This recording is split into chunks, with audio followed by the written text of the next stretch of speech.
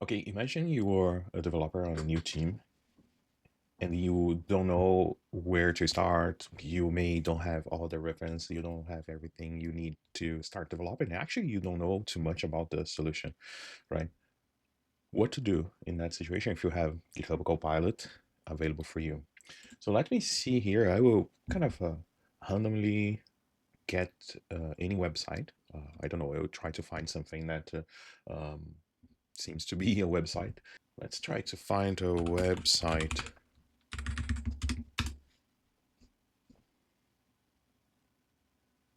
So there's a bunch of websites there. Let me see one that I probably know anything about it and I can use.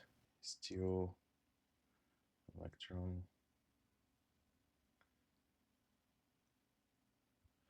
Yeah, let's try this one here, especially because uh, it's the kind of one that I love to show inside GitHub.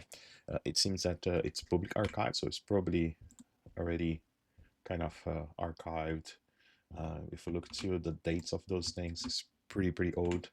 So usually when you arrive in an organization, you have this kind of legacy solution you need to start to work with, and it's pretty tough, right? So let's see how that works if I'm using GitHub Copilot. Okay, let me open this. Let's git, oops, not got, git clone this URL. As usual, I'll add this to my cgit, this folder here. So the goal is to show you what look like when you're kind of migrating legacy solutions or when you arrive in the organization that you don't have too much context yet. You need to kind of figure out how to do stuff. So there you go. I have no idea what this solution does, what's the purpose, etc. So it's pretty tough for those reasons, right? So the very first thing I would do here, obviously, I would choose my Claude Sonnet as a kind of model for me, and I'm using the agent mode. The agent mode is pretty interesting because it really allows me to not just focus on a single file or do some kind of chat GPT ask and response thing, right? It's more kind of a virtual assistant that help you on the process. So in my case, I want to understand first what this solution do.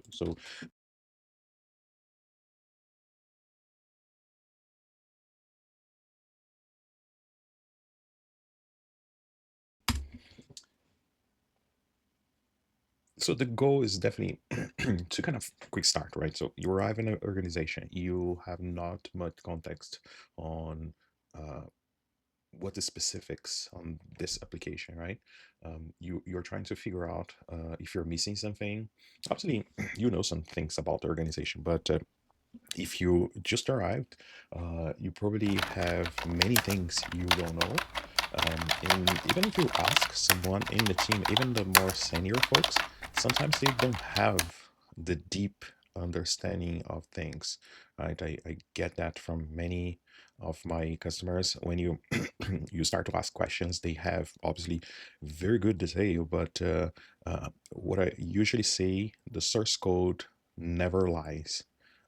So if you just go in the source code, analyze what you have there, you have a better picture of what is really happening, right? Many documents are never updated. Many markdown files are kind of late, and so on. So those kind of things. Let's see. The solution is a book stack website. Okay, static website built on Google. Never heard about that. It's a blog post, documentation, hacker repository. There's some about pages, whatever. It's using Hugo extension. As I said, I never heard about Hugo. Hugo, I don't know even know how to say that. But it seems that I can install this from Choco since I'm running on Windows here. There's a bunch of npm packages that I can kind of use. Here I have my npm commands to install, run, etc. Um, CSS, all those things is pretty good. The build explained.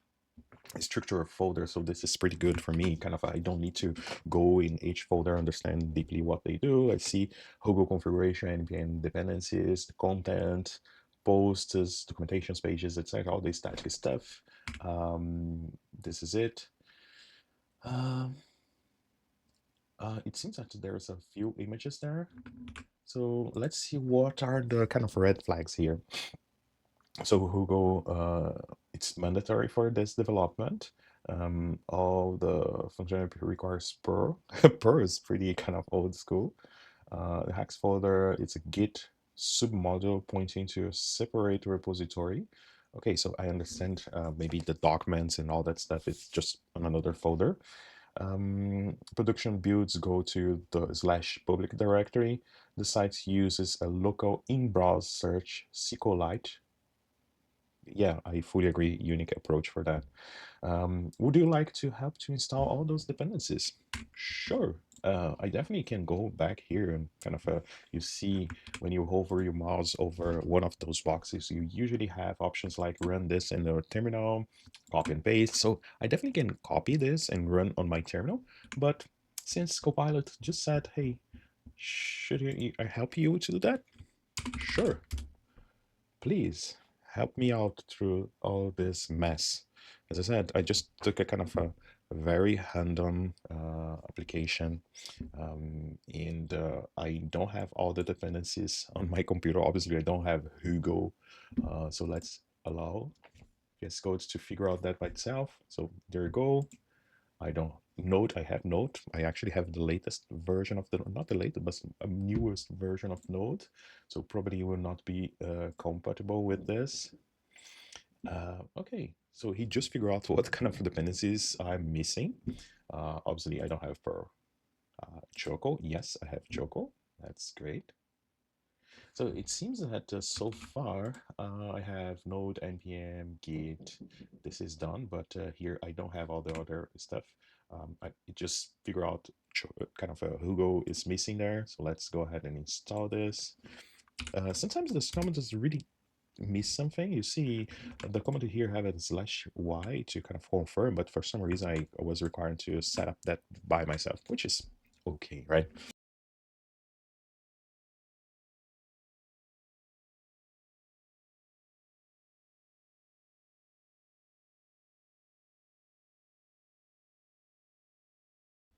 I love to see that sometimes when basically we're doing those comments, they create their own terminal, so it doesn't mess with my own stuff. So it's just their terminal. So there you go, it's done. So let's see now, Hugo. There you go, Hugo is there. This one I was already did, so not sure why it's asking again.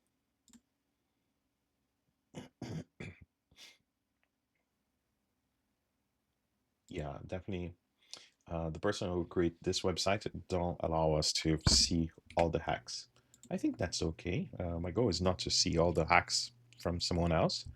My goal is just to run this application locally and maybe try to deploy to some kind of environment. So it seems that I had some errors. It seems that we found some issues with the page size, which is pretty interesting. I would kind of maybe take hours to understand that. Yeah, it seems that it's running.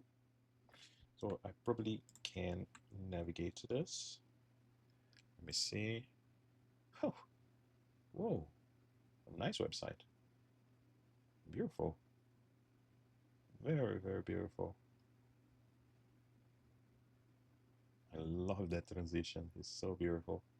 So awesome. So as you can see, I can clearly take whatever application I have, understand what the application do, get my desktop running, kind of having all the dependencies, things that are required for me as a builder, as a developer.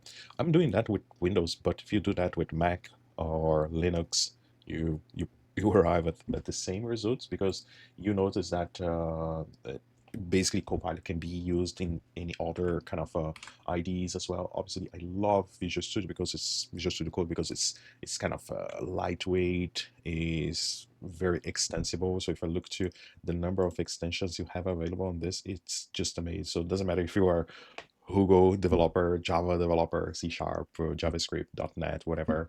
It really works for everyone. So let me keep this allow. There we go. It's running. It's pretty running even inside my VS Code. So you see here, just come back with a summary, what is happening. Even tell me how to stop the project if I'm kind of trying to iterate on that. Cool. So that's it, folks. I hope you enjoy this, and let me know if you have any questions on your comments. I will try to share my more of that knowledge on this channel. The goal is to share a little bit how folks can leverage GitHub Copilot, which is pretty amazing. I think we are living on a on time that is hugely special. You really can achieve almost everything you want. So that's the goal, is maybe to share those goodness and see you guys using those kind of pilots, agents. I definitely have a lot to show to you, but yeah, feel free to ask me any question or suggest anything. Thank you and have a great day.